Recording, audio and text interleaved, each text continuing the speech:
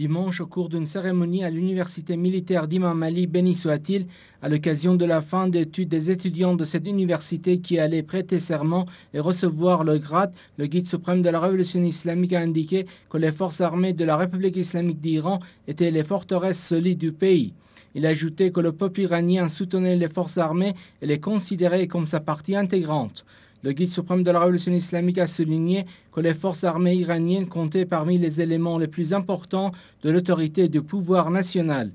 Leur autorité spirituelle se manifeste grâce à leur foi à la défense de vraies valeurs monothéiques et à l'humanité, a-t-il précisé. L'honorable Ayatollah Ozma Khamenei a ensuite fait allusion à la victoire de la foi des jeunes courageux du Hezbollah libanais contre l'armée sioniste, armée jusqu'à dents, qui a reconnu son échec et noté cette victoire signifie la supériorité et l'autorité spirituelle face au pouvoir matérialiste et les forces armées iraniennes doivent reconnaître cet avantage qu'apporte la foi et la spiritualité. Le commandant en chef des forces armées iraniennes a évoqué le courage, la foi, la solidité et le sacrifice des Iraniens face aux ennemis qui ont été obligés de se retirer avant de souligner les ennemis qui, au début de la révolution islamique et de la formation de l'ordre islamique, n'imaginaient pas que le peuple iranien puisse résister à leur opposition, avouent à présent, après 30 ans, que l'Iran islamique et ses forces armées sont plus forts que jamais. A noter que lors de cette cérémonie, l'honorable Ayatollah Ozma Khamenei a visité le monument des martyrs